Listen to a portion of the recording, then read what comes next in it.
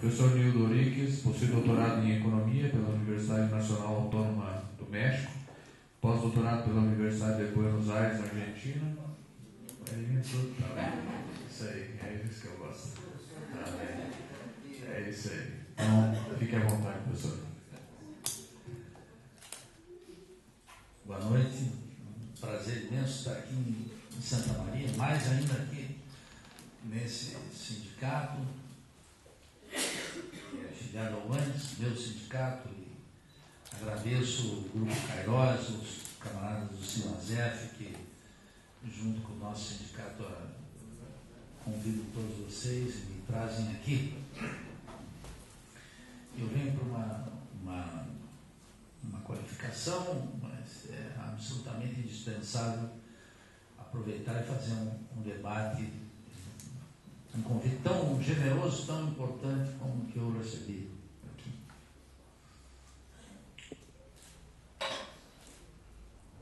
O ponto de partida é a crítica à razão acadêmica. Vamos estabelecer o meu ponto de partida. Quando o governo protofascista de Bolsonaro deflagrou essa ofensiva contra a universidade, era absolutamente natural que ocorresse. A burguesia decretou uma guerra de classes contra o nosso povo. Por que isso não chegaria à universidade? Me espanta é que nós, universitários, julgamos durante algum tempo que isso não nos tocaria. E esse fenômeno bem estendido, que vocês podem observar lá na Federal de Santa Catarina, na Federal do Rio de Janeiro, Pernambuco, Roraima, aqui em Santa Maria, etc., era a ideia que isso não nos tocaria finalmente. A ideia dominante no campo é que, bom, a universidade tem algumas reservas, etc. E isso é o que me espantava. Desde 2011, junto com o professor Valdir Rampinelli, do Departamento de História, nós embarcamos num projeto, que é um projeto de pesquisa e militante, que se chama Crítica à Razão Acadêmica. Por quê? Porque nós identificamos que a Universidade Brasileira estava completamente tomada por um ser absolutamente estranho e nocivo, que é o acadêmico. Esse ser nefasto. Esse ser cuja expressão máxima pode ser dito com o currículo Lattes. Quer coisa mais? Quer aberração maior do que essa? Isso foi introduzido no Brasil por um ministro que ocupou o Ministério da Educação e Cultura durante 8 anos, que foi Paulo Renato de Souza, que tinha sido presidente da AD, lá na Unicamp. Então vocês aqui se cuidem, hein? Porque as desgraças ocorrem nas melhores famílias. Depois foi secretário de Educação dos Tucanos de São Paulo, depois virou ministro de Educação e implantou uma coisa chamada cultura de avaliação. Essa cultura de avaliação era uma avaliação para os pares. Todas essas coisas ridículas que nós temos, cuja expressão máxima é essa coisa absolutamente colonizada do sistema de pontuação da CAPES para a pós-graduação, onde eu julgo que tem uma grande suspeita que não há vida inteligente na pós-graduação brasileira. Muito bem. Quando o Lula ganhou, a gente tinha uma breve esperança que isso seria mudado. Mas, ao contrário, os que ocuparam o governo continuaram na mesma manivela, aprofundando. Eu já pensei que era boicote. Não é? Digo, eu já estou preparado para qualquer coisa, trago umas velas aqui na mochila. Mas aqui eu não saio sem dizer o que eu tenho para dizer. Claro, respeitando o convite que vocês me fizeram. Então todo mundo pensava que quando os tucanos saíssem, isso desapareceria. E isso continuou. Continuou com esse bom moço chamado Fernando Haddad. E continuou com essa coisa. E depois com o Renato Jamil Ribeiro, da USP, esses meninos todos continuaram fazendo aquele mesmo programa, que era, em última instância, a academização da Universidade Brasileira, cujo nervo é matar a pretensão intelectual dos professores e, por extensão, dos estudantes. A universidade começou a ser uma proliferação de currículos exuberantes, com escassa contribuição intelectual. Zero contribuição intelectual. Contribuição intelectual poderia ser visto no registro de patentes, por exemplo, na área científica e tecnológica, ou na produção de teoria social crítica na área das humanas. Secou em ambos os lados do campus. Eu não sei se aqui na Federal de Santa Maria está dividido, mas na Federal de Santa Maria está dividido por um riozinho, a parte tecnológica das humanas. Então a gente diz, nos dois lados do rio, de um lado não tem patentes registradas, que em última instância, eu quero dizer aqui, do ponto de vista de um país capitalista, o desenvolvimento científico e tecnológico não ocorre por essa mediocridade que nos governa, que indica que a produção científica de um país aumenta na medida em que se publicam papers ou artigos em revistas. Tem nenhuma relação com isso. Zero relação com isso. Zero. É espantoso, mas se explica por que isso é vigente entre nós. Não tem nenhuma. A grande questão, vocês podem pegar o relatório da Fundação Nacional de Ciências dos Estados Unidos anualmente, para verificar como é que se dá, como é que se ofere a produção científica. No mundo capitalista é o número de patentes. Concretamente é isso. Não é outro indicador. Eu não conheço outro indicador. Estou disposto a discutir quem tiver outro ponto de vista. Então, a caracterização fundamental da Universidade Brasileira é que nós entramos num academicismo completo. Vamos deixar o pessoal se abancar. Fiquem à vontade, é isso mesmo.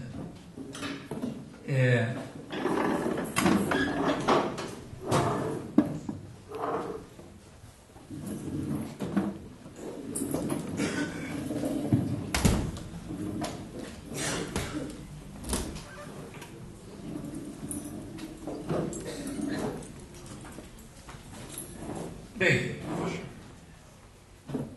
essa é a advertência inicial.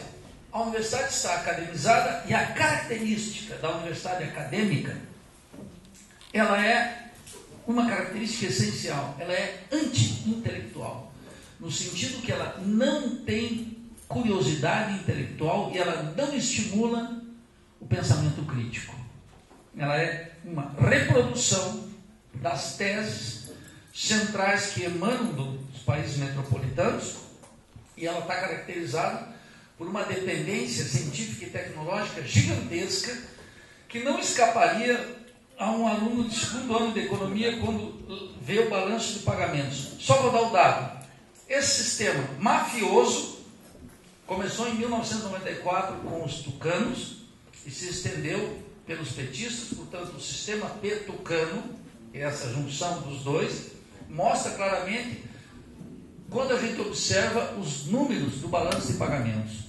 Em 94, o Brasil pagava 260 milhões anualmente a título de royalties no balanço de pagamento, por patentes, serviços, etc., né, e tecnologia. O último dado que eu peguei é de 2017, mas vocês podem checar. O Brasil estava pagando 5 bilhões anual. Então nós somos um caso extraordinário. Segundo a CAPES, o CNPq, o ministro da Educação, etc., cresce o que eles chamam de produção científica, publicação de artigos, papers em revistas que eles misteriosamente chamam de revistas internacionais, e aumenta o pagamento de royalties e transferência de recursos valiosos para fora. O esperado seria o quê? Na medida em que aumenta a produção científica, diminui a dependência tecnológica. E no caso brasileiro, como de todos os países latino-americanos, é exatamente o oposto. E não teve um nobre pesquisador no ar do CNPq que parou para pensar no fenômeno. Quer dizer, por que nós estamos despendendo 5 bilhões ao ano para o exterior, quando a chamada produção científica cresce de maneira desvaiada, tanto na área das humanas, como na área das médicas, tecnológicas, etc. Isso nos levou, ao Rampinelli e eu, a desenvolver esse projeto de crítica à razão acadêmica. Tem algo fundamental para nós. E essa inocência que existe na universidade, diante da guerra de classes, descobrir que aquilo que já estava afetando o povo brasileiro de maneira muito violenta, como, por exemplo, o fim da consolidação das leis do trabalho, um dia não chegaria no campus. Mas chegou sob a forma primeira de contingenciamento de verbas. Depois, uma declaração desse proto-fascista de quinta categoria, que é o Bolsonaro, atacando o ensino de sociologia e de filosofia. E agora, com esse projeto que tem um nome horroroso, típico do governo dessa qualidade, que é o Futurice. Mas nada para nós disso aí nos espanta, em absoluto. Isso faz parte de uma lógica que é o que nos traz a esse debate, mostrando qual é a função da educação no capitalismo dependente. Por que tem uma lógica imanente, chamamos assim, que é absolutamente rigorosa e que não poderia ser de outra forma? Então, quando nós identificamos esse problema, então decidimos tratá-lo e começamos a chamar pesquisadores do Brasil inteiro, gente que estava produzindo criticamente, etc., para dar conta dessa totalidade. Então, esse ataque nos colocou na seguinte posição: eu sou absolutamente contrário ao contingenciamento de verbas, mas eu quero afirmar categoricamente que a universidade como está é indefensável e precisa morrer. Essa universidade que nós temos é indefensável. Eu sei que essa hipótese é estranha e provavelmente, como eu já ganhei a passagem de volta, eu vou dizer exatamente como eu penso. Mas alguém com juízo temeria, diz, bom, vai voltar a pé para Floripa. Ou a lombo de cavalo, ia entrar num potreiro e roubar um cavalo e sair. Vendo que a temperatura não ajuda, não recomenda. Né? Então, muito claramente é o seguinte: nós vamos nos opor a essa ofensiva contra a universidade, do ponto de vista orçamentário, das autonomias, toda essa tradição, tanto no Sinaseb quanto no ANS, mas eu digo em alto bom tom que a universidade, tal como está, é indefensável. Ela está muito longe do único projeto que nós tivemos na Universidade Brasileira, que foi esboçado por Darcy Ribeiro num livro chamado A Universidade Necessária. E essa universidade necessária é necessária para quê? Uma universidade que consagra a sua existência na luta contra o subdesenvolvimento e a dependência. Essa é a universidade necessária. Nós precisamos de uma universidade não para dar uma carreira para mim, e não para dar uma profissão para os alunos, e não para uma certa ascensão social dentro da ordem burguesa do capitalismo dependente. Uma universidade só existe para a grandeza do seu país. Harvard, nesse sentido, não é uma universidade internacional. A Sorbonne não é uma universidade internacional. A Harvard existe para a grandeza e glória dos Estados Unidos, e a Sorbonne existe para a grandeza e glória da França. E a Universidade Brasileira teria que existir para a grandeza e glória do Brasil, e não uma universidade que está a serviço de interesses tão mesquinhos, tão particularistas como é a nossa. E vocês podem observar isso. Então, nós identificamos que, na medida em que a universidade crescia esse espírito acadêmico, em que todo o seu corpo de professores eram doutores, em que os reitores, inclusive, lançaram uma consigna das mais estranhas, absurdas, que é a ideia de internacionalizar a universidade, que nós somos radicalmente contra. Eu vou explicar por quê. A universidade precisa, com urgência, se nacionalizar. Esse negócio de internacionalização é de uma colonialidade completa, só uns abobados, ignorantes para dizer isso, e os reitores falam isso na frente das câmaras de televisão: vamos internacionalizar a Federal de Santa Maria. Eu já vim passeata contra, porque é uma idiotice, uma burrice total, ao arrepio do desenvolvimento da ciência no Brasil. Então, quero dar exemplos aqui muito contundentes a respeito disso. E claro que esse diagnóstico choca a maioria de nós. Por quê? Porque a crítica desapareceu no interior das universidades brasileiras e dos institutos federais. A crítica sumiu. A crítica social. A crítica com C maiúsculo. Percebe? Não esse sentimento difuso de caridade católica em relação aos pobres, cuja expressão máxima é o sistema de cotas, que eu também sou crítico, vou explicar por quê.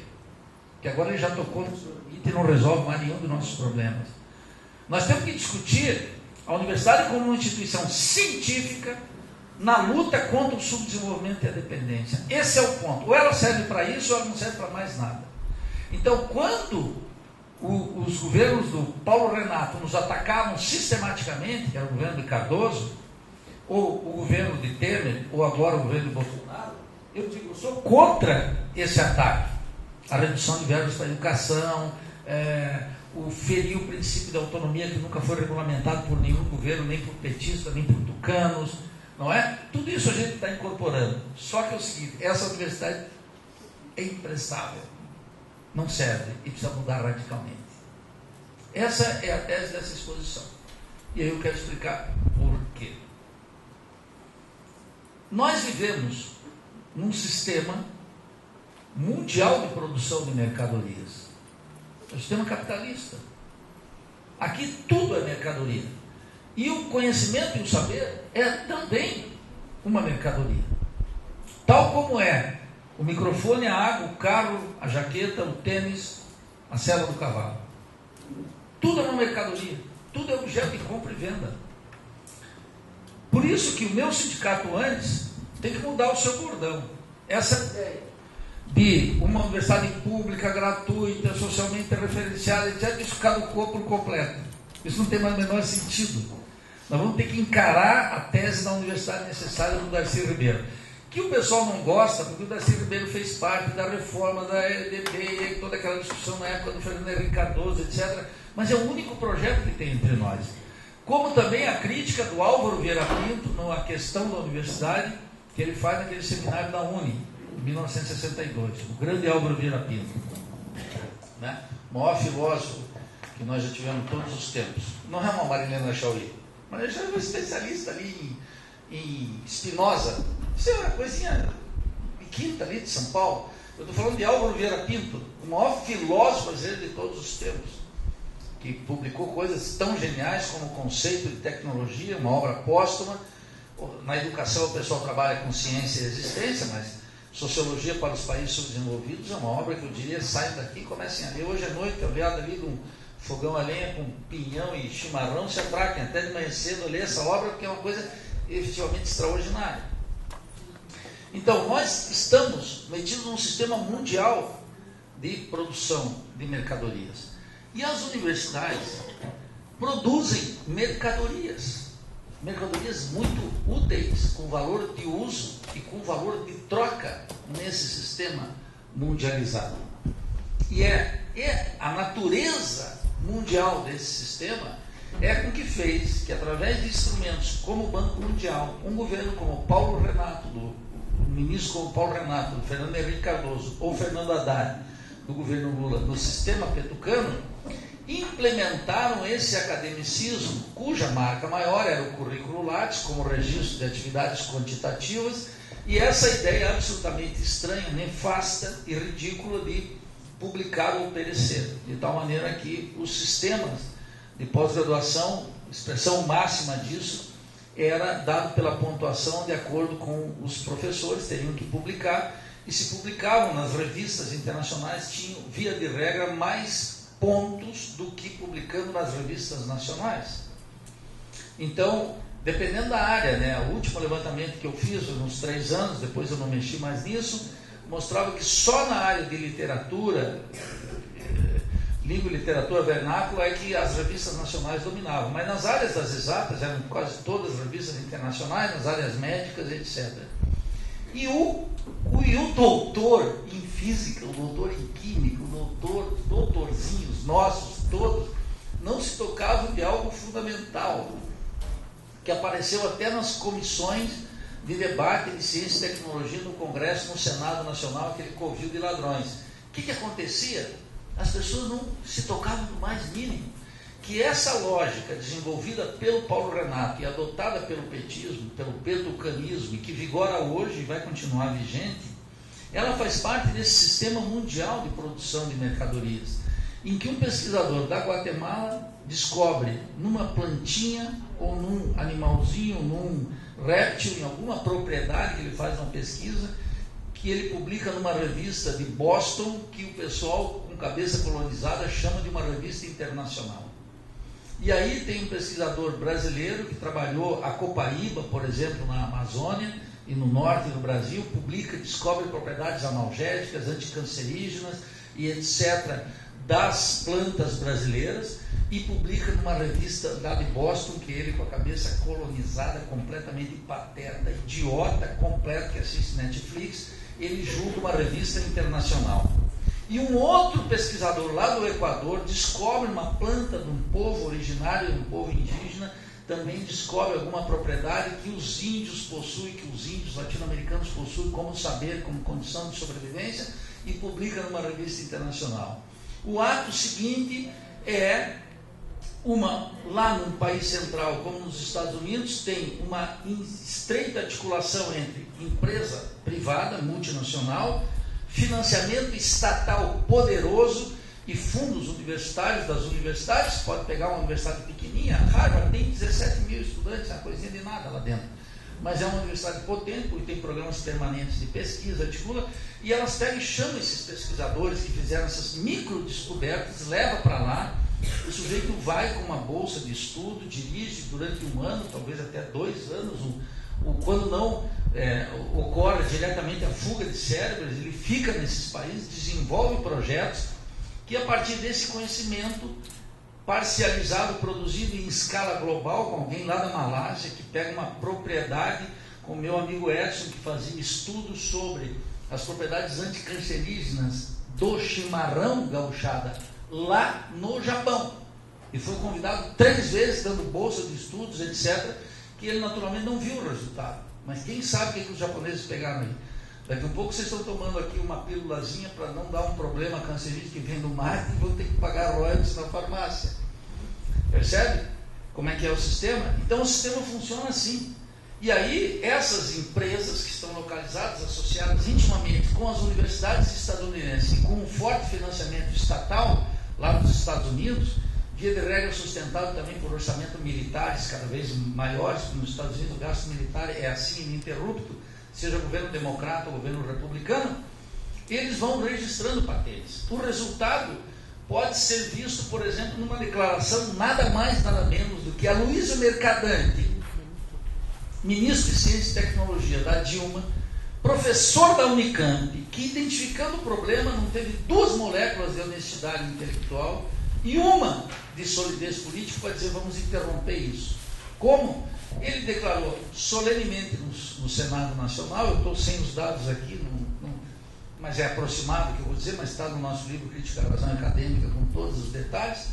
Ele mostrou claramente que no estudo da copaíba, por exemplo, 93% de todos os estudos sobre a copaíba publicados no mundo são artigos de brasileiros. E o Brasil não tem nenhuma patente. Os ingleses têm 7, os chineses têm 5, os gringos têm 10, e todo mundo tem as patentes. Os estudos são nossos. Então, no caso da copaíba, para dar só um exemplo, eu poderia aqui continuar estendendo, são vários.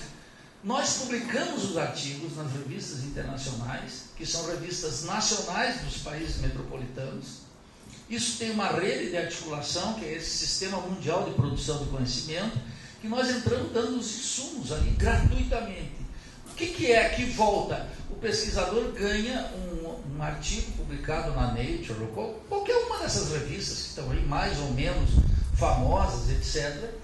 Ele vem e entra aqui nos corredores da Federal de Santa Maria com um artigo publicado em inglês, registra no sistema de pós-graduação, com certo orgulho de colonizado, porque ele publicou um texto que foi aceito numa revista que é 1A ou 1B, e vai na farmácia, compra a droga que ele ajudou a produzir, paga royalties, e eu digo que ele é mais alienado que um metalúrgico que trabalha na General Motors, que produz o carro com as mãos e, como diria Hegel, adquire poderes especiais na cabeça dele, é um fetiche. Ele está diante do fetichismo da mercadoria, ele não identifica como tal. Ele não identifica que o produto high-tech que ele está consumindo é produto do seu próprio trabalho, parcializado no mundo, uma divisão internacional do trabalho, que se estende pelo planeta, que favorece essa articulação entre universidade, Estado e multinacionais nos países metropolitanos, e que continuam garimpando talentos extraordinários no mundo inteiro. com produção científica de alta qualidade, mandando de graça para os países metropolitanos, e nós pagando aqui os preços de todas as inovações, conquistas científicas, tecnológicas, conquistas científicas traduzidas em termos tecnológicos, em termos produtivos, que aparecem na forma de produtos das empresas transnacionais. Ele não faz a vinculação entre o trabalho solitário dele no laboratório, as pequenas conquistas científicas que ele vai tendo e o domínio da ciência e tecnologia pelos países metropolitanos e centrais. Isso é uma alienação básica, e esse sistema foi legalizado entre nós, a tal ponto que os coleguinhas dizem, mas a CAPES, que faz isso, não é um órgão do governo, é dos nossos pares. São nossos coleguinhas que estão lá nos comitês. Olha, isso é de uma irresponsabilidade, eu arriscaria de uma canalice completa. Porque um sujeito que tem decência, que luta pela independência científica e nacional do país, tem que renunciar a esse sistema. Mas as pessoas não querem, elas acham que não há vida fora disso. E elas não entendem o mecanismo básico de produção de riqueza no sistema capitalista em escala global. Então é verdadeiramente espantoso que isso ocorra entre nós. Que um doutor em química, que um doutor em física, que um doutor em matemática, que um doutor em economia, que um doutor em sociologia, não entenda a dinâmica do sistema e queira olhar para os operários e os camponeses e dizer que eles são os alienados, que eles não sabem votar. É verdadeiramente uma arrogância descabida de vir pedir para sair. Simples assim, não conhecem do que fazem, não sabem da natureza da universidade. Agora, o que eu quero dizer? Como não se trata de sacrificá-los, fuzilá-los amanhã de manhã, se trata de vê-los também como vítimas de um sistema que eles possuem um certo orgulho, é contra esse orgulho alienado, colonizado que eu quero bater. É isso que não pode mais existir. É isso que tem que ser extirpado entre nós. E é isso que é, em última instância, o orgulho acadêmico que reina no coordenador do curso de pós-graduação em Direito da Federal de Santa Catarina, que tem nota 6 na CAPES. Qual é a importância disso? Nenhuma. E o curso de Química, que tem nota 7, qual é a importância disso? Zero. Nenhuma importância. Então, a universidade acadêmica, ela está mantendo alguns fetiches. O meu curso é nota 5, o meu curso saiu de 4 para 5, nós estamos todos nos matando para publicar, e sair de 3 para 4, e vem uma nova avaliação trienal, e esse lixo nos ocupando, que é um lixo que mantém o professor cativo, e a universidade cativa, uma universidade que não se abre. Não se abre para quê? Porque enquanto nós estamos sendo avaliados por pares, ou seja, pelos nossos próprios critérios, está ocorrendo algo muito significativo que a direita explora. A ciência e o conhecimento não têm validação social. E nós, como sindicato, os dois sindicatos aqui, teríamos que estar pensando num sistema de validação social do conhecimento.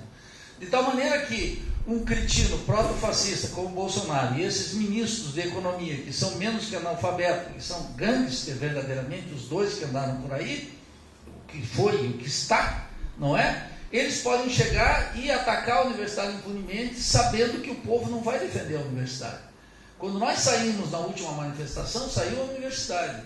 Saiu o cretino do reitor, que fica falando em internacionalização da universidade, a burocracia estatal, toda ela universitária, com aquelas gratificações, que é uma disputas eleitorais, mostram concretamente como funciona.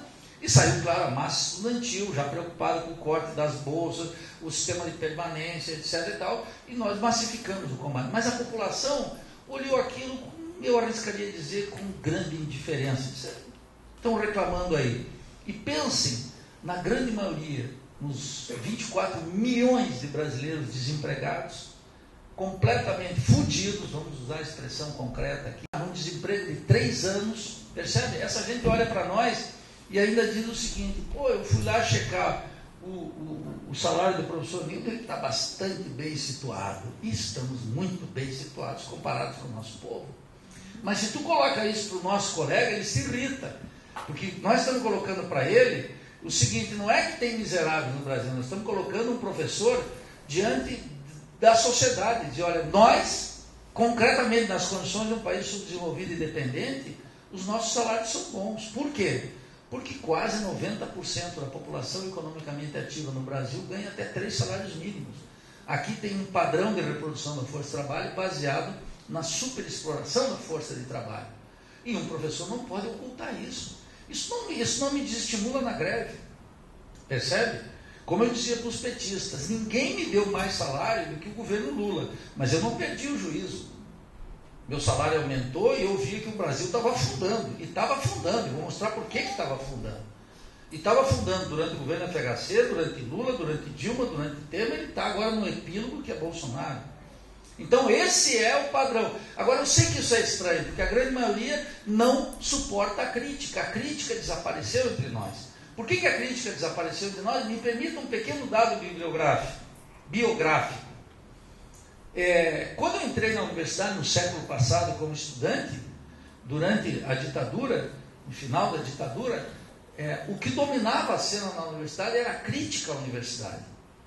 E se vocês entrarem agora, vocês vão ver que não tem crítica na universidade, não tem livros de crítica na universidade, não tem pedagogos fazendo críticas à universidade, não tem cientistas fazendo críticas, tem aquele mimimi e aquela choradeira, falta verba, cortaram a CAPES e uma bolsa e o permanência, etc. Mas a crítica à instituição como tal desapareceu, meus caros. Isso é espantoso. Quando nós entramos na universidade, no final da ditadura, o fundamental era a crítica da instituição tal como nós tínhamos. A universidade era objeto de crítica, o papel dela na sociedade, a sua estruturação interna, seus métodos de gestão, a escassa contribuição científica, tudo isso era objeto de crítica. Isso foi desaparecendo, nós temos que entender sociologicamente por que isso desapareceu. Desapareceu porque as mesmas forças que faziam crítica começaram a gestar o Estado, o sistema petucano. E começou a gestar o Estado e gestar a universidade.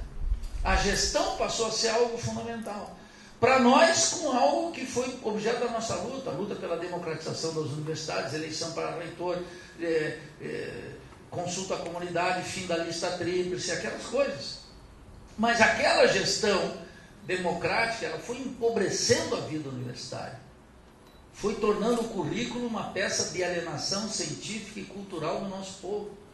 E eu arrisco dizer de maneira muito clara, e também, naturalmente, estou aberto à crítica, ao debate sobre isso, os currículos das universidades brasileiras são peças de alienação cultural e científica da maioria dos nossos estudantes.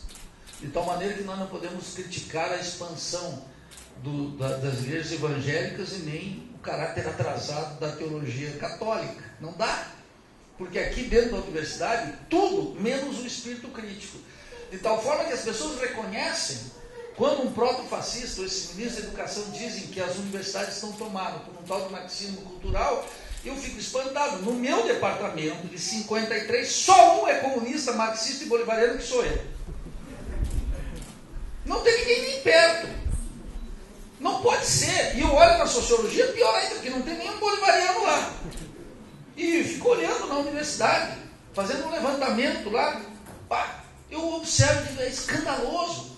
Agora, quando eles fazem isso, eles fazem essa crítica, as pessoas aqui, elas dizem, é um absurdo, porque... E aí ficam com essa caricatura de defender Paulo Freire, que é um horror, vou falar sobre isso também, porque é um atraso do atraso do atraso do atraso.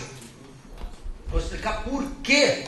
Porque as pessoas falam de Paulo Freire sem ler Paulo Freire, é um negócio, é panfletário de quinta categoria, que até ofende a trajetória do católico, né? Paulo Freire como uma figura católica, vinculados mais ou menos na primeira fase da vida a processos revolucionários, emancipatórios, sobretudo na África, mesmo no Brasil, né? Então, o que está acontecendo entre nós? E quando eles fazem essa crítica, as pessoas ficam dizendo, não, aqui não é assim.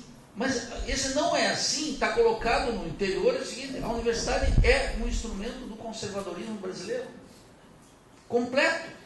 As pessoas até confessam no privado, mas no público elas ficam ainda divulgando a ideia que a universidade é plural, que a universidade é crítica. A universidade não tem nada de plural, nada de crítica. Peguem os programas de sociologia, de economia política, de história, que vocês vão ver. A marca é um eurocentrismo total, uma distância completa, cuja expressão máxima é uma crise pedagógica na universidade, que os reitores são incapazes e cúmplices e não querem tocar no tema. E nós, no sindicato, tampouco. Não queremos tocar no tema dos currículos, porque são nossos pares que fazem. tudo pela defesa economicista do salário e da carreira, não vamos nos dividir nas outras questões. Esse é o ponto. Mas esse modelo de sindicato dança. E quando a gente consegue vitórias econômicas, institucionais, a gente consegue vitórias ali e atraso intelectual e político. Porque nós não avançamos na luta intelectual, na discussão séria e na crítica do que está acontecendo verdadeiramente nas universidades. Então, vejam, esse é um sistema que baniu a crítica entre nós, de tal maneira que a universidade está ao léu. E a direita, então, começou a ganhar. Quando o pensamento crítico abandonou aqui, vamos dizer muito mais claramente, quando a esquerda abandonou a crítica à universidade, quem ficou com o monopólio da crítica à universidade foi a direita. E a direita começou a dizer, os currículos são alienantes. E eu dizia, é verdade. O que eles querem fazer? Tornar mais alienantes ainda. Mas é verdade o que eles estão dizendo. E o aluno que entrou aqui até a terceira fase, querendo fazer uma revolução mundial, na quarta ele está adaptado e contando o tempo que falta para sair da universidade. Já sabe como driblar o professor Durão, já não aguenta a aula alienada, nos corredores já sabe qual é o professor mala, qual é o professor legal, qual é o professor que aprova todo mundo, qual é tudo, já sabe, o aluno na quarta fase já pegou todas as manhas. É isso que eu estou chamando uma imensa crise pedagógica que nenhum reitor trata. E esses idiotas desses reitores ficam falando aí em internacionalizar a universidade brasileira, cuja expressão máxima do colonialismo foi o programa Ciências Sem Fronteiras. Foi um programa horroroso. Eu não tenho quanto eu pude contra aquilo. É claro, muito pouco. Mas para pelo menos denunciar, dizer, se toquem. Primeiro que no mundo capitalista a ciência tem fronteira. E a fronteira da ciência se chama patente. E ela rende dividendos, e aparece com balanço de pagamentos, e enriquece as multinacionais, dá prestígio político e social para os cientistas metropolitanos. O que nós fazemos? Esse programa abobado da presidente Dilma mandava para fora o melhor da nossa juventude. Eu tenho uma diferença substancial, gente. Eu entro no curso de economia diurno, o noturno é outra coisa quando eu dou aula. Eu vejo lá a diferença. É impossível que meus colegas não vejam. Eu chego lá e pergunto para eles, todo semestre, vou perguntar aqui, quem fala inglês? 90% da turma fala inglês, dos alunos. Fala inglês. Isso é uma mudança radical com 15 anos atrás. Radical. O que significa? Esse guri não tem, essa guria não tem mais barreira de idioma para o tema da ciência. Ela está conectada com tudo que tem. Como estão com os neurônios a mil, não é uma velharada que fica tomando chimarrão à noite aqui. É um pessoal que está a mil, quer fazer as coisas. É uma garotada que está pronta. Dá uma bolsa para ele para ficar 6 meses, 1 ano, lá na Espanha, na Inglaterra, na França, na Austrália, etc. Ele já se conecta com aquele sistema mundial de produção de mercadorias e de conhecimento. Ele já entra no circuito e ele já faz o processo migratório. É terrível. A professorada está... Quando eu queria mencionar algo aqui, por que tem uma crise pedagógica terrível? O sujeito que usa aquilo, o sujeito pode... Isso aqui, fora! O aluno tem que saber falar, porra. Então qual é? Vem um idiota com PowerPoint, na área de sociologia, etc. Eu não digo, cara, o cara vai montar uma tabela, etc. Pode usar, mas não é aquilo que comanda. Os professores comandam aquilo em sala de aula. Agora, olha o que é a mentalidade do professor, estou falando dos meus pares. Ele não entende que para ter uma aula de macroeconomia, o equilíbrio da ISLM, por exemplo, de meio dos 4 mercados, etc., ele não precisa da minha aula. Porque o aluno entra no YouTube e tem 42 aulas daquela do professor da Unicamp, da USP, da Federal do Maranhão, de Pernambuco, e nos Estados Unidos, e tem no mundo inteiro. Ele não precisa mais da minha aula.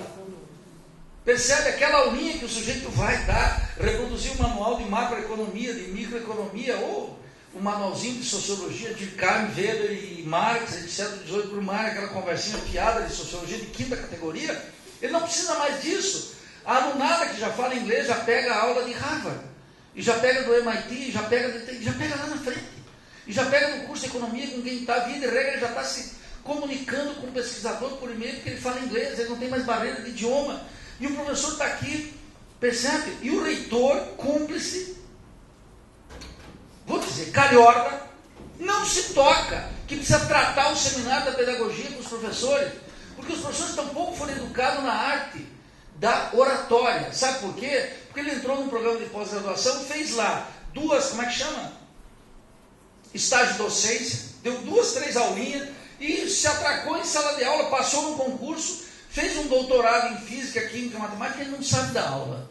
Ele sabe, tem uma memória longínqua daquilo. Se ele teve bons professores que o colocaram em situações de aprendizagem, ele avança. Se não, ele dá uma aula péssima, aquele que é um desestímulo para a maior parte dos nossos estudantes. Esses são os temas centrais da universidade. E não esse quantitativismo de metas que é reproduzido tanto por governos de direita, como Bolsonaro, como por governos de esquerda. Do liberalismo de esquerda, vamos chamar assim, concretamente. Esse é o ponto. Então tem uma crise pedagógica gigantesca. E isso tudo, a crítica desapareceu das universidades. Quem tomou a iniciativa da crítica? Sublinhe mais uma vez. A direita começou a fazer a crítica. E a direita começou a fazer a crítica na universidade. E ela está numa vantagem em relação a todos nós. E por isso que nós estamos isolados socialmente. Porque o nosso conhecimento, aquilo que a gente produz, não tem validação social em termos científicos, etc. E eles estão na crítica a todos e cada um dos males da universidade, da forma de gestão até a produção de conhecimento, a crise pedagógica, a organização dos currículos, etc. A direita está na cabeça. E agora a direita criou até um movimento entre os professores, né, que estão aí. A esquerda na universidade ficou lutando contra fantasmas. Eu nunca me movi, não perdi uma noite de sono sobre esse movimento chamado Escola Sem Partido, sem a menor importância, zero importância, nunca dei bola para isso. E agora soube essa semana que passou que o presidente nacional da Escola Sem Partido decretou o fim do movimento. Eu fui na minha lista do WhatsApp, que é a grande assembleia eletrônica do planeta, assembleias esvaziadas, e disse, cadê a rapaziada? O último fantasma com o qual usamos todas as nossas energias desapareceu. E agora? Agora estamos esperando um novo, é o Futurice.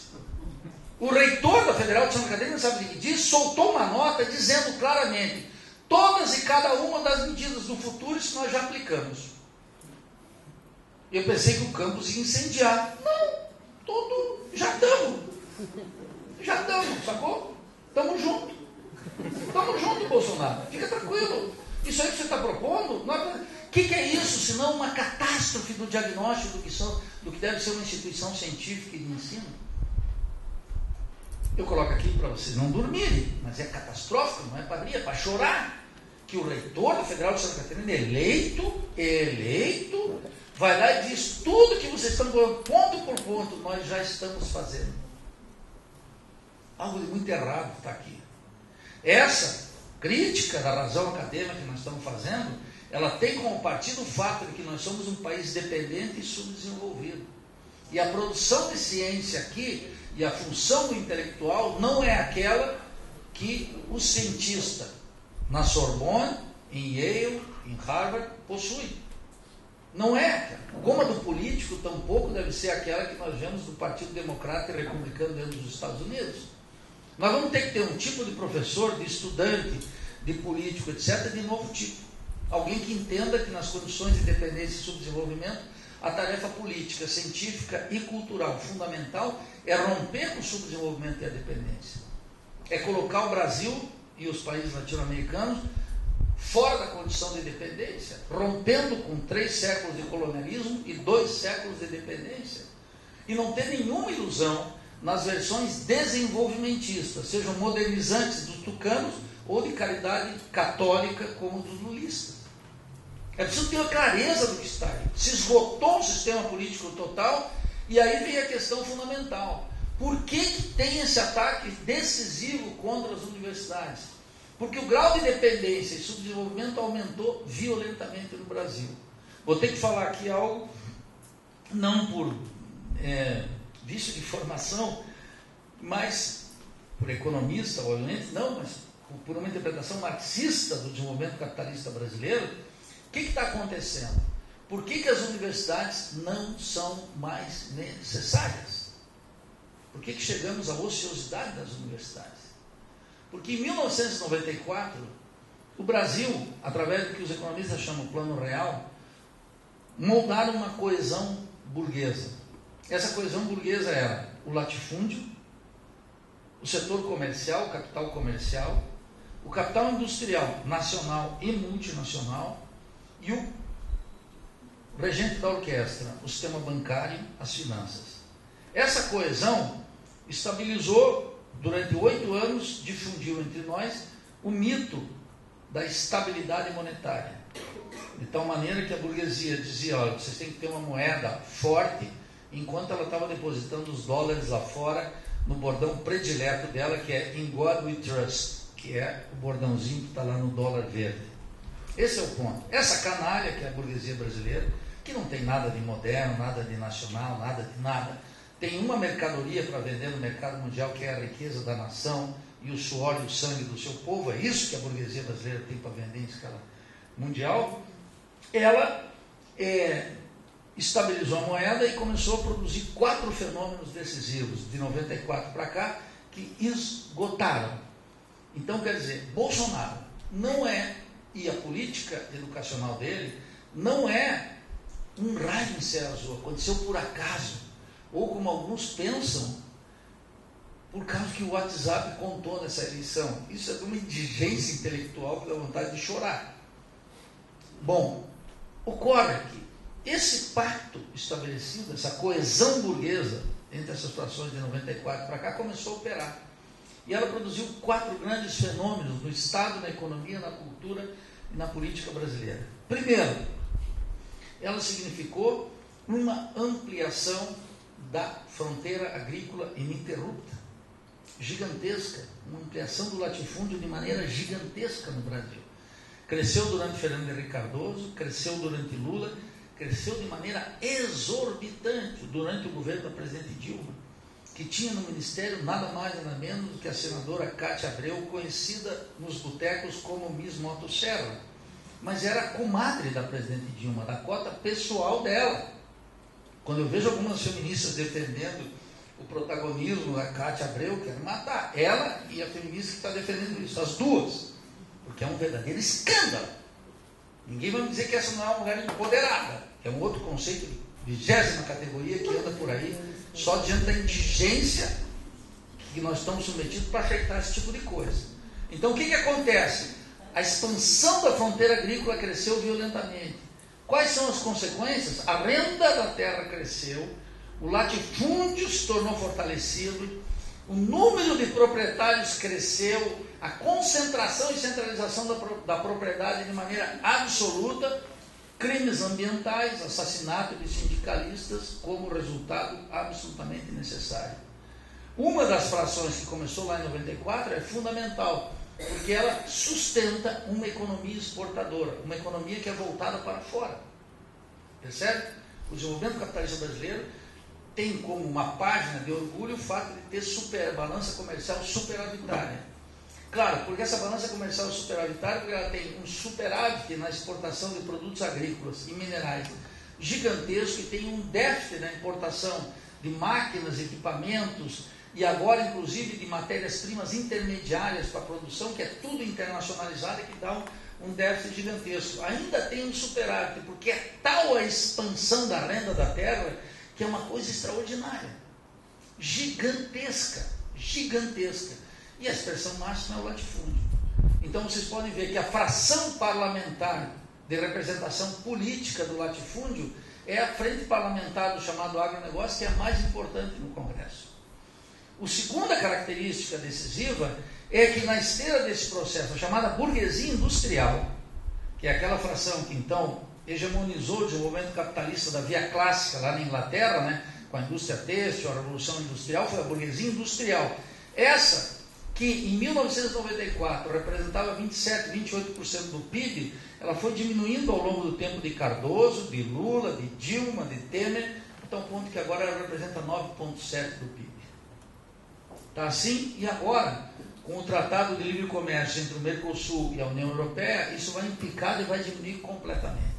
Quer dizer, aquele processo que lá no caso do México, na aliança do NAFTA com os Estados Unidos e Canadá, produziu uma dependência científica e tecnológica gigantesca e uma internacionalização completa da economia, que os keynesianos saudosos aqui, e impotentes também, chamam de desindustrialização, aqui foi se produzindo ao longo do tempo. Lá no México passaram 6 anos, o governo de Salinas de Gortari, de 88 a 94. O nosso começou em 94 e agora conclui com Paulo Guedes, que vai botar a pá de cal em cima do caixão. Acabou. A burguesia industrial desaparece ou fica virtualmente secundarizada. Se vocês saírem, por exemplo, no ABCD, São Bernardo, São Caetano, Diadema, vocês vão ver lá, como eu estive girando durante todo esse tempo, mesmo na região de Sorocaba, naquela região de Campinas, a quantidade de galpões industriais fechados. E o exemplo mais categórico disso foi quando a General Motors disse: fechamos a fábrica de caminhões em São Bernardo e vamos embora. E não precisa mais. Por quê? Porque na China, na Índia e no setor manufatureiro dos Estados Unidos se produzem as peças de montagem dos carros a 25% do preço que se produz aqui. E é por isso que a burguesia pega aqui e explora ainda mais, por isso que ela tira os direitos previdenciários e por isso que ela tira a CLT como uma forma de compensar uma competição na qual ela não tem como fazer. É impossível. É impossível competir com os Estados Unidos, é impossível competir com a China, é impossível no sistema capitalista, fora dele é outra coisa, e com o setor manufatureiro dos Estados Unidos. Essa industrialização foi tão brutal que não só na burguesia industrial, e aí entra a universidade, ciência e tecnologia, no que diz respeito à produção de máquinas e equipamentos, que é fundamental para ter um mercado interno decisivo, o Brasil aí gasta rios. O último dado que eu tinha foram 22 bilhões de dólares ao ano, comprando e alugando máquinas e equipamentos. Essa semana no jornal burguês, O Valor, que por ofício eu tenho que ler todo dia, e é o único jornal que dá para ler, porque ali aparece o Orgulho Burguês, etc. Vocês podem ver, por exemplo, o número de robôs na indústria brasileira. É minúsculo comparado em escala internacional. Isso diz respeito a que a cabeça do nosso engenheiro tinha que ser outra. Ele tinha que ler Álvaro Vieira Pinto. Mas ele é um abobado que não lê coisa nenhuma. Ele acha que enterrado no seu laboratório, num projetinho, trabalhando num microcosmo da Fiat, ou vinculado com alguma empresinha nacional que está decadente ou em vias de extinção, ele está segurando a onda. E ele é uma espécie de orgulho dentro do centro tecnológico. E arrota sua arrogância para as outras áreas que são marginais. E ele não percebe o andar da carruagem, como é que está indo, para onde está indo o barco. Então a alienação energética, tecnológica, científica é total dentro da universidade brasileira. O cara não observa que isso está acontecendo. Isso está acontecendo que ele poderia constatar lendo o Valor, o jornal burguês. Mas como ele é um professor que está alienado no seu trabalho, e quero dizer muito claramente, não é que ele não tenha talento. Eu quero dizer o seguinte: dentro da universidade brasileira, a estudantada, a professorada, mesmo os técnicos administrativos, são portadores de um imenso talento. Só que esse talento não pode desabrochar em outra coisa, senão numa universidade cativa. Exatamente porque é uma universidade cativa, ele não pode avançar. Não, quando eu estou fazendo essa crítica da universidade, quero deixar muito claro aqui, não fiquem tocados que não tem talento na universidade. Tem tanto talento na universidade brasileira que os países metropolitanos que não produzem o número de técnicos necessários para tocar aquela máquina de produção gigantesca, têm múltiplos mecanismos de sugar força de trabalho daqui. Harvard faz seleção de estudantes em São Paulo todo ano. O Exército dos Estados Unidos faz seleção de estudantes todo ano lá em São Paulo. Percebe? Eles têm os mecanismos de convênios, colaboração internacional, programas de bolsa, e eles têm os programas de sucção direto, cujo orgulho nacional pode se ver um idiota como essa Tabata do PDT. Mas qual é o discursinho que todo mundo gosta? Favelada, veio de baixo, mulher favelada, pobre, chegou lá em Harvard, voltou, financiada pela Fundação Lema. Esse bom mocismo eu detesto, eu quero matar esse bom mocismo. Ainda bem que não tem nenhum bom moço aqui hoje. Mas esse é o espírito que governa. Quer dizer, o sujeito não tem a noção mínima do que significa isso. Mas não é no sistema mundial, não tem a noção do que significa a universidade como instituição científica que deu uma formação científica, tecnológica e um espírito crítico. Nós estamos cada vez mais longe disso. Esse é o drama que nós estamos vivendo. E é um drama terrível. Nesse sistema, então, que o latifúndio avançou, e o latifúndio avançou, e as faculdades de agronomia estão muito contentes, mas o sujeito não vai. Eu, quando saio de Floripa e vou lá para Joaçaba, que é a minha região, casa da minha família, Eu passo no milharal que estão plantando lá em Lages, Campos Novos, toda aquela região, e cada milharal tem uma plaquinha. Sacou, né? Aquela plaquinha ali é pagar royalties por aquilo ali. A agricultura high-tech, essa do agro é tech, o agro é pop, o agro é tudo, do principal partido da burguesia que empanturra de uma idiotice que é anterior a Adam Smith, no bordão da Globo do Jornal Nacional, colocando lá que leite de cabra e tomate e cebola é uma produção high-tech. Nós estamos pagando royalties para a transgenia. E isso aparece nas contas nacionais. Mas o idiota que se orgulha disso, ele não é capaz de vincular o tico-tac. E vincular aquilo lá que está produzindo com o balanço de pagamentos. Porque ele deixou de ser um intelectual público, pensando nas questões públicas, ele é um acadêmico. Por isso que a morte do acadêmico é necessária. Por isso nós temos que fazer a crítica do acadêmico. O sujeito que é especialista em medicina nuclear e não sabe nada sobre a situação da saúde no Brasil. Ele é o bom da boca em alguma coisa, é um especialista. E o especialista, desde Ortega y Gasset, que é um filósofo espanhol conservador, já dizia, claro, o especialista é o bárbaro moderno. E ele é um bárbaro moderno, ele sabe muito do projeto dele. Ele publicou muitos papers nas revistas que ele pensa que são internacionais. E ele já deu muito pontinho para a pós-graduação e ele é um idiota de pai e mãe em quarteirão. Então, o que nós estamos vendo? Aquele pacto lá foi criando a marginalidade da universidade no agro, na expansão latifundiária, na mineração, que não depende de grandes avanços científicos agora, porque as multinacionais atuam tudo aí, cada vez máquinas, equipamentos e tudo mais. E ocorreu um outro fenômeno, um mega endividamento do Estado brasileiro. Característica fundamental do Estado brasileiro não tem a ver com déficit público, tem a ver com a dívida pública. Tal como não tem a ver com renda, tem a ver com o conceito de riqueza. O conceito de riqueza, que é um conceito, diga-se passar, nem de Marx, hein? É de Adam Smith, a riqueza das nações. O pessoal está preocupado com renda. Como é que vamos produzir renda e emprego? Não vamos produzir, seu idiota, não dá para produzir. Tem que produzir riqueza, o conceito é de riqueza. Então, o que acontece no Brasil em 94? A dívida interna é de 64 bilhões de reais. O Fernando Henrique deixou em mais de 720, quer dizer, multiplicou aí basicamente por 10.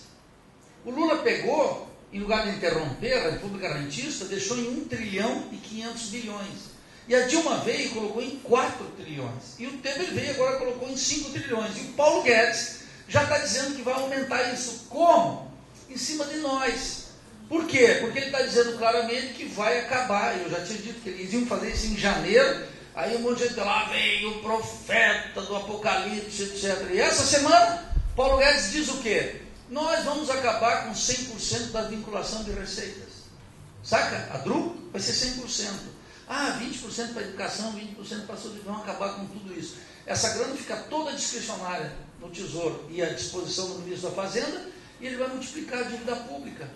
O rentismo vai crescer ainda mais, vai dar uma certa estabilidade monetária, não recupera emprego, muito menos no plano industrial, isso aí vai ser negativo direto. E o PIB só não é mais negativo porque precisamente a renda agrícola cresce.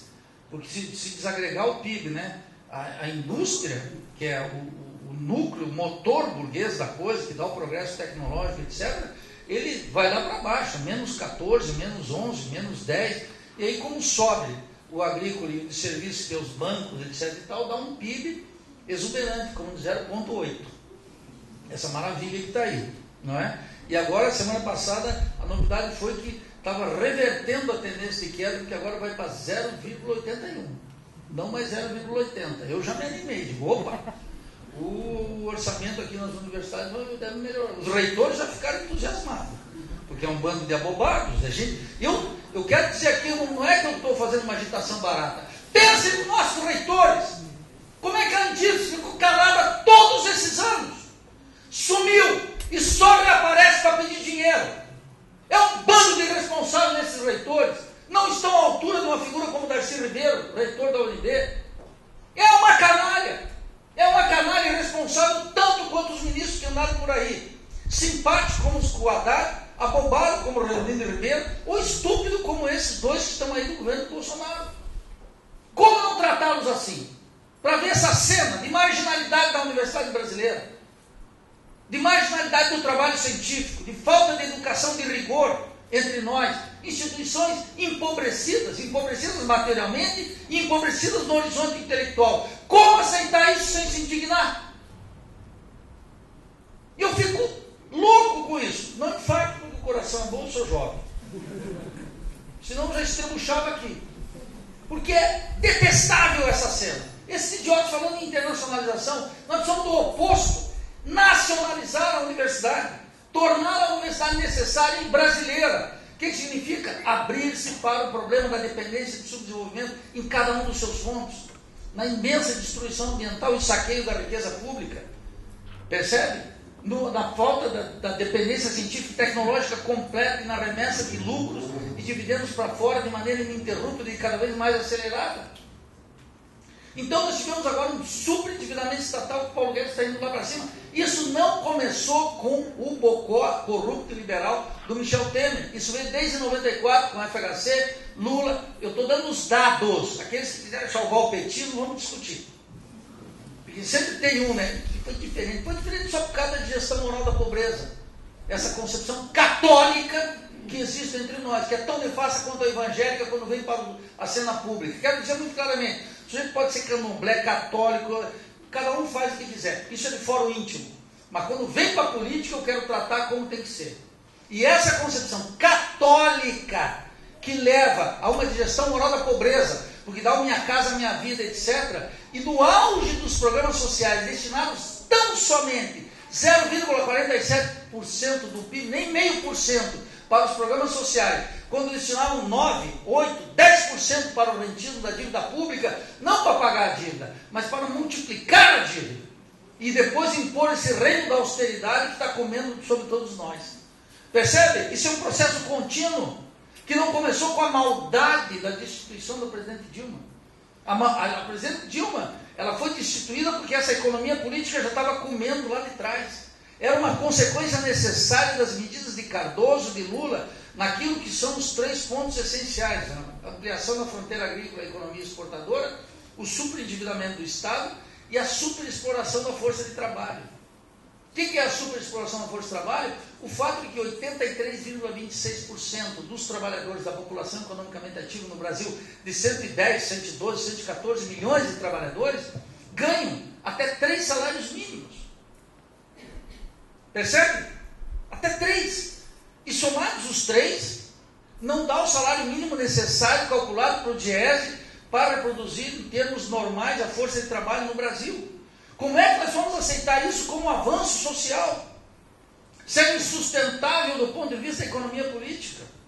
Eu estou dizendo, era insustentável. Eu não sou o único economista, nós tínhamos um grupo no Brasil inteiro, sei lá, acho que a gente era uns 10, um batalhão de 10, dizendo que a Luiz Mercadante era um idiota, que Guido Mantega, isso aí não sustentava. Mas não, como é que pode? O que vocês querem? Uma revolução? Eu dizia, eu quero, claro que eu quero uma revolução. Vou querer o quê? Essa república podre, apodrecida, controlada por uma classe dominante tão perversa quanto a classe dominante dos Estados Unidos e a inglesa? Porque tem um pessoal que acha que a nossa classe dominante é mais perversa. Eles não sabem o que foi o massacre da Comuna de Paris. Esse pessoal idolatra, acha que tinha uma burguesia ilustrada lá nos países capitalistas centrais, que a burguesia inglesa foi quase shakespeariana, e que a burguesia francesa é educadérrima. Se falta pão de brioches ao povo. Percebe? Uns alienados, uma gente ignorante, que tem que ser tratada como tal para ver se acorda. O desenvolvimento capitalista é terrível e na periferia é muito pior. Se a gente não diz isso, vem um batalhão de empreendedores aqui recrutando gente dentro da Federal de Santa Maria, mostrando que se você começar bem disciplinado com um carrinho de cachorro quente nas noites frias aqui, você vai acabar dominando 8 shoppings no Brasil. Da onde saiu isso? Na época dos monopólios mais terríveis da concentração e centralização do capital e da propriedade, e que tem essa teologia da prosperidade, tanto na igreja evangélica quanto nos cursos de administração e de economia. Eu digo que é uma teologia porque não tem sustento científico algum consumindo as energias da nossa juventude, e professor empatando suas horas em projetos dessa natureza. É verdadeiramente espantoso. E o quarto tema que veio liquidando aí, que produziu o isolamento social da universidade, era a podridão do sistema político. Mas não dava para falar que o sistema político era podre. Imagine dizer que o Brasil estava mais dependente em termos científicos e tecnológicos quando os governos começaram a fazer a caridade cristã entre nós. Eu quero atacar aqui um tema. Vamos pegar a burguesia, a direita brasileira, fica exaltando o tempo inteiro a meritocracia. É uma canalice, óbvio, que a gente ataca desde sempre. Se colocar todo mundo em condições, os bons vão vencer, claro. Nem vou perder tempo com isso. Só vou definir que isso é uma ideologia de 8ª categoria que nem devemos entender. No lado do progressismo, começou o sistema de cotas, as ações afirmativas. From United States, isso vem tudo dos Estados Unidos. Isso não nasceu na África, na Ásia e no Oriente Médio. Isso vem dos States, tem a ver com um sistema de dominação da classe dominante dentro dos Estados Unidos. E se implantou aqui. A expressão máxima disso foi o Renato Janine Ribeiro naquele livro Fellini Não Vê Filmes. Eu fico lendo esses caras, nem leio, nem preciso ler. Vocês se atraquem a ler Marx, Rosa Luxemburgo, Hernandes Arregui, lê os grandes. Nem perco um tempo com isso. Eu tenho que ler porque como eu dou pau neles dia e noite, eu li o livro do... Como é o nome do ministro anterior? O Vélez. Porque eu fui ler, ele escreveu uma tese, olha aqui, o Rio Grande Amado. Uma tese sobre o pensamento social brasileiro. Aí eu fui lá, me atraquei, dei uma disciplina esse semestre sobre o pensamento social brasileiro. Eu fui ler a tese. Sabe o que é o centro da tese? É o positivismo gaudério e o camarada Júlio de Castilhos. Aí eu digo, esse cara está nessa, eu quero ler o que ele escreveu, uma recuperação da direita, do positivismo. Aí eu fui ver, enquanto os abobados aí, os críticos do sistema estão atacando o youtuber lá dos Estados Unidos, que eu nem considero, nem cito o nome, eu fico lendo um filósofo conservador do Brasil, que é o Antônio Paim. Esse sim, esse é um filósofo da direita aqui no Brasil. Ele é o cara. Como eu fico lendo o Walter Lippmann lá nos Estados Unidos, que é o que faz a cabeça desses caras que estão aí, que é o que faz a cabeça do Eduardo Bolsonaro, se tiver 2 neurônios funcionando lá dentro. E claro que tem. Ele tem as mesmas propriedades que nós. Lamento, somos todos humanos. Deparem-se com a miséria humana. Ela é estendida. Então, o que eu vou lá ler Walter Lippmann, Reconstruindo a Sociedade, que é o que faz a cabeça dos caras. Então, fui ler o Vélez, né, o livro aqui sobre o Júlio de Castilhos, não é? Positivismo, do Partido Republicano, etc. Fui ver esse negócio. Por que eu estou dizendo isso, que eu acabei me perdendo aqui?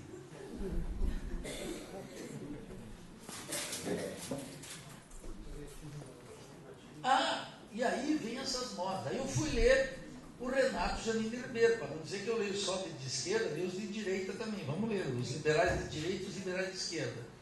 E o que ele diz lá? Ele diz o seguinte, ele definiu a função da universidade como uma universidade que deve lutar por justiça social.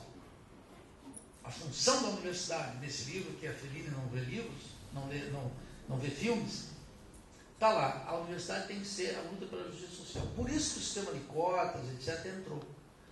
E eu sou um crítico do sistema de cotas. Por quê? Eu vou explicar aqui com números. O pessoal diz, mas a universidade está melhor agora. Eu digo, não. Tem índios na universidade? Tem. Lá no Instituto de Estudos Latino-Americanos que eu presido, nós organizamos o encontro dos indígenas na universidade. Tem mais negros na universidade? Indiscutivelmente, no sul do Brasil. Na Bahia, Pernambuco, Maranhão, isso aí os números eram exaustivos já há mais tempo. Aqui no sul, claro, coloca ali. Melhorou a vida da população negra e indígena? Não. Melhorou a vida daqueles negros e indígenas que entraram na universidade, indiscutivelmente. Com dificuldades imensas, porque além disso tem que ter um sistema de permanência que nunca foi exuberante. E que agora, inclusive, secou. porque os caras vêm cortando na veia. E quando cortarem o orçamento, imagine onde é que vai sobrar em primeiro lugar. Para esse povo, mais pobre, etc. Aí eu peguei os dados da Andifes, que é essa instituição miserável, que não merece crédito, mas ela deu os dados. 70,2% da população estudantil das federais e dos institutos provém de famílias que ganham até um salário mínimo e meio. Sacou? Quando veio a direita dizendo que aqui era uma elite, os reitores, que são uma espécie de canalha, não é que não tem bom, eu gosto, meu amigo João Carlos Salles, federal da Bahia, nem conheço daqui, hein? Não sei. Não sei. Mas em geral é uma canalha. Quero dizer claramente, em geral os reitores são uma canalha irresponsável, porque se omitem das questões essenciais e não respeitam a autonomia e são os encarregados dos ministros aqui em lugar de lutar pela universidade. E é por isso que eu os chamo de canalhas e não dou outro tratamento para ele. Não estou aqui para ser bom moço. O que acontece? Os reitores soltaram lá o dado. Vou repetir, 70,2% de todos os estudantes das federais e dos institutos provêm de famílias de 1,5 salário mínimo. Adicionais 17,6% vêm de famílias que ganham até 3 salários mínimos, de maneira que nós temos aí já quase 80% que são pobres, da classe trabalhadora. Mas como o conceito de classe desapareceu e entrou um pós-modernismo reacionário de quinta, que o importante é ver a cor da pele, o gênero e essas quinquilharias todas que caíram por terra, o conceito de classe desapareceu. Eu quero dizer, a absoluta maioria, quase 80% dos estudantes brasileiros provém da classe trabalhadora. Eu sei que muitos estudantes não se sentem como tal, não quer se sentir como tal, mas claro, foram educados no Brasil a dizer o seguinte: eu pertenço à classe média. Quem foi o profeta da classe média, senão o próprio Lula, que dizia que tiramos 30 milhões da pobreza, 40 milhões da pobreza e colocamos 30 milhões na classe média? Aí eu fui ver os números, né? O que é a classe média? E a classe média estava tipificada pela Secretaria de Assuntos Estratégicos da Presidência da República, na gestão daquele grande cientista Wellington Moreira Franco, conhecido nas hostes da Lava Jato como Gatongorá. Aquele cientista, ele tipificou. Eram os trabalhadores e as famílias que ganhavam entre R$ 749 e R$ 1.039 reais. Isso era a classe média alta no Brasil, que permitia que o Lula dizia que saiu 40 milhões da pobreza e colocou 30 milhões na classe média. Os tucanos gostavam desse conto. Por quê? Porque era de gestão no moral da pobreza e nunca criticavam essa metodologia.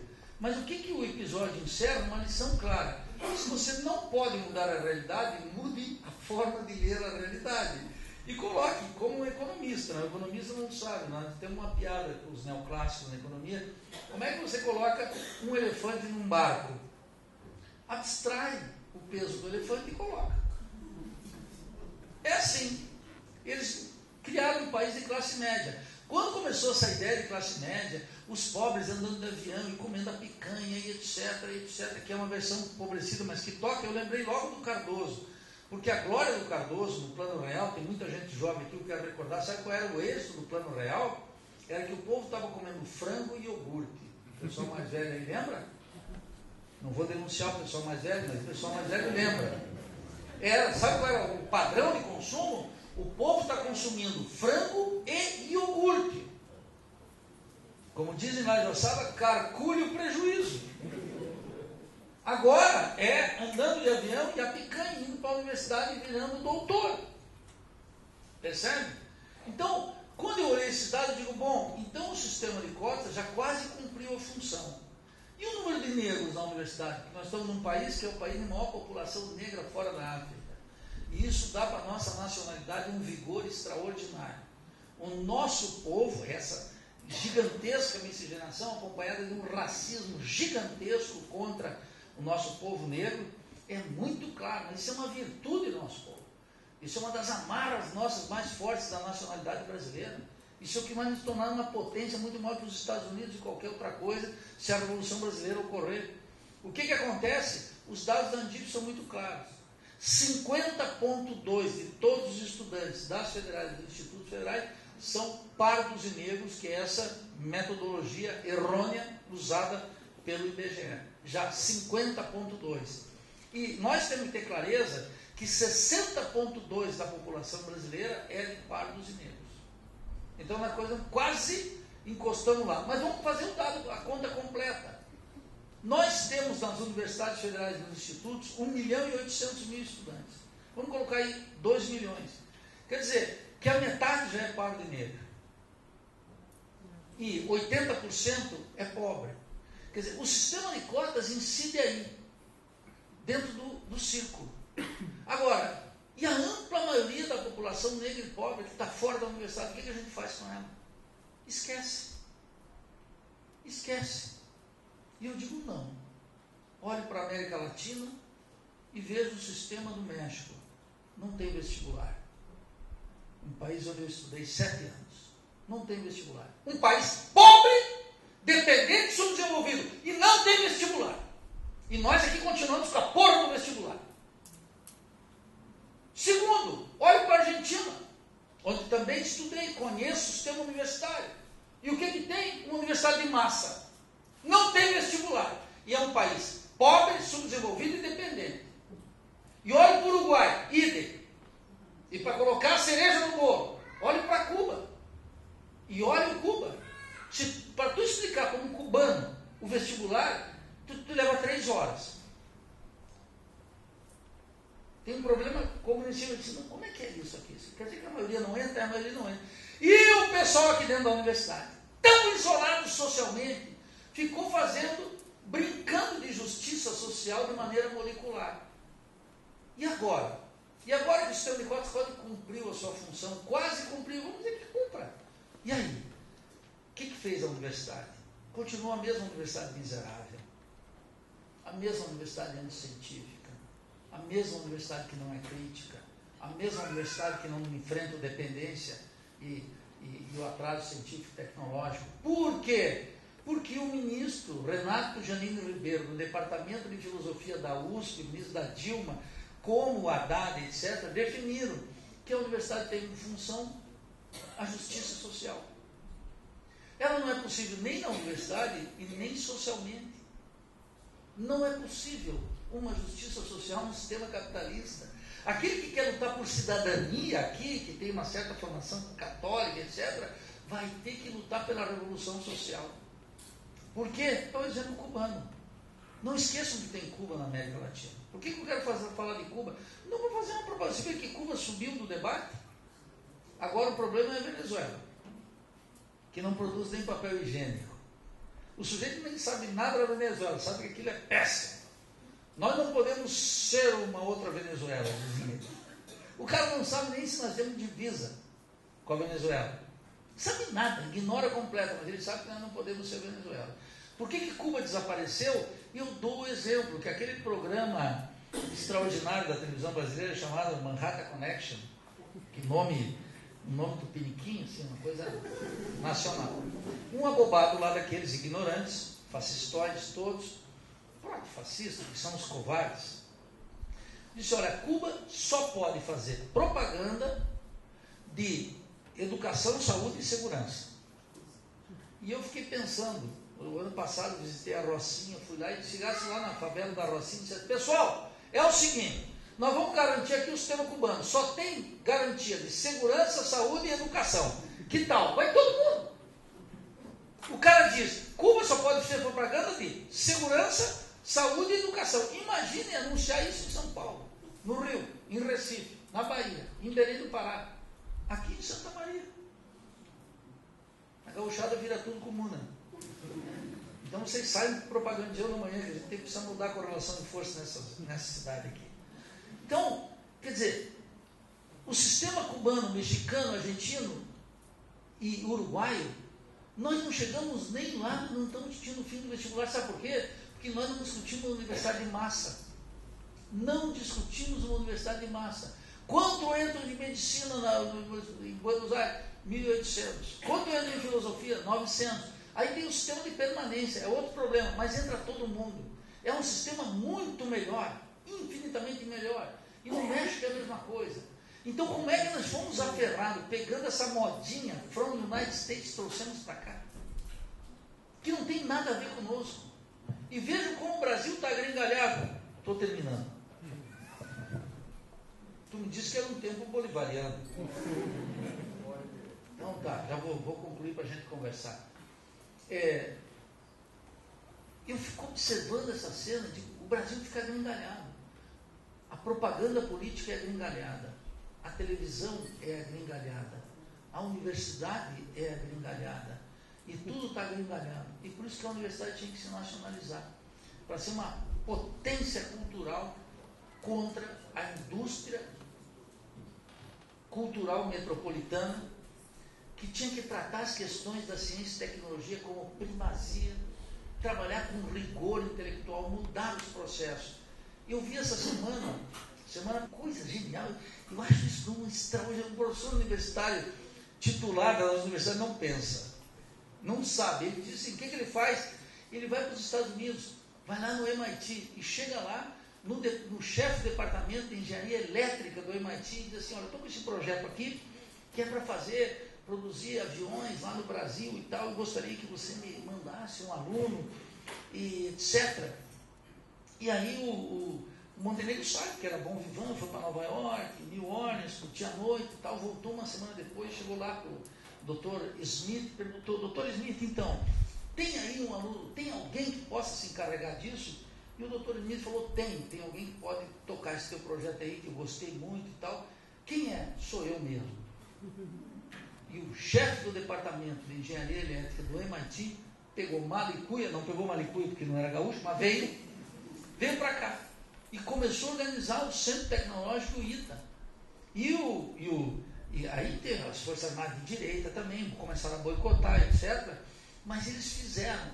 Aí os Estados Unidos começaram a dizer, depois da guerra, não, nós vamos doar partes dos aviões para vocês. Sabe o que o Dr. Smith disse? Falou, nós vamos vender partes de aviões para vocês. E o Dr. Smith respondeu, sabe o que? Para os gringos, que é o país dele. Nem se vocês derem de graça, a gente quer, nós vamos produzir tudo. O que significa? Que o cientista tem que vir para cá. O centro tecnológico que deu certo, que vinha um cientista renomado para cá. O centro de neurocirurgia do Nicoletti vai dar certo porque ele vem para cá e ele traz os cientistas para cá, não é mandar os nossos alunos para lá, é trazer os melhores projetos do mundo para cá. O que os Estados Unidos fez quando caiu a União Soviética? Foi lá e passou a colher dos melhores cientistas russos, levou tudo para dentro dos Estados Unidos, o que sobrou foi para o mundo. E aqui esses reitores idiotas falando de internacionalização, isso que eu chamo de nacionalizar a universidade. É isso que nós precisamos. Então nós estamos numa encruzilhada que o desenvolvimento capitalista aqui imaginou a universidade, um país cuja expressão é o agro é tech, o agro é pop, o agro é tudo, não precisa de universidade. Para quê? Para formar força de trabalho? Nem precisa mais dessa força de trabalho. As pessoas não estão dizendo que tem engenheiro e médico no Uber. Para quê? Para que formar? Um engenheiro para trabalhar no Uber? Não precisa. É irracional do ponto de vista capitalista, de uma racionalidade, lá Max Weber, uma racionalidade com respeito a fins, não é mais necessário. Por isso que essa guerra contra a universidade tem a ver com o aprofundamento da dependência do desenvolvimento e a emergência de um capitalismo que eu chamo de um capitalismo rentístico. Como resolver a universidade aqui? Fazendo só uma coisa, uma revolução brasileira, que é o que eu vou discutir amanhã. O que é a revolução brasileira? Ela está em curso, na forma de uma contra-revolução próprio-fascista, que já veio aqui para dar resposta a uma crise do sistema político que não tem saída, que Bolsonaro só vai aprofundar, mas ele vai aprofundar a crise política e ele já está dizendo, o STF me complica a vida, e tem a bobada defendendo o STF. E ele está dizendo, o Congresso Nacional, que eu chamo daquele covil de ladrões, está dizendo, e ele impede eu de governar. E ele está dizendo, a mídia mente. E eu digo, a mídia mente, é verdade. E tem um monte de gente que já está defendendo a liberdade de imprensa. São uns abobados. Ele está criando uma situação tal que ele vai dar uma saída. Qual saída? Uma saída de um regime ao estilo colombiano. Pode ser, mas é um regime que ele pode, inclusive, chamar uma reforma política para pedir plenos poderes, ou poderes presidenciais adicionais. Vocês acham que se isso está em curso, nós na universidade vamos escapar? Que não vai acontecer nada com a universidade? Em que planeta se encontram? E é por isso que eu faço esse alerta para o antes, o Sinasef. nós temos que colocar essa discussão a nível nacional. É uma situação gravíssima, dificílima, trágica, muito perigosa, e que nós estamos em vantagem e em desvantagem. A primeira coisa que nós temos que ter é o exercício da crítica. Porque quando abandonamos a crítica, deixamos o monopólio da crítica para a direita. Lá fora no sistema político e aqui dentro da universidade. Essa é a nossa tarefa, meus camaradas. A nossa tarefa é exercer algo que está no nosso DNA, que é fazer a crítica de tudo e de todos. Esse sistema não foi feito para nós. Essa universidade não serve para o nosso povo. Não tem nada que possa melhorar. Como o sistema político não pode melhorar. Não vai se elegendo o prefeito de Santa Maria que não vai melhorar o sistema. Vou botar aqui. Nosso prefeito de Santa Maria não vai melhorar nada. Lamento. Ele vai ter que ficar explicando por que o ajuste fiscal que cai sobre estados e municípios impede ele de fazer as obras aqui. E talvez tenha uma explicação mais decente, mais humana, mas a mesma tragédia. Esse é o ponto. Então essa é uma hora importantíssima. A universidade tem agora uma opção.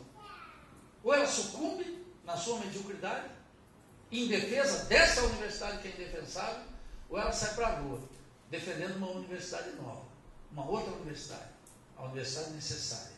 A universidade para superar o subdesenvolvimento e a dependência.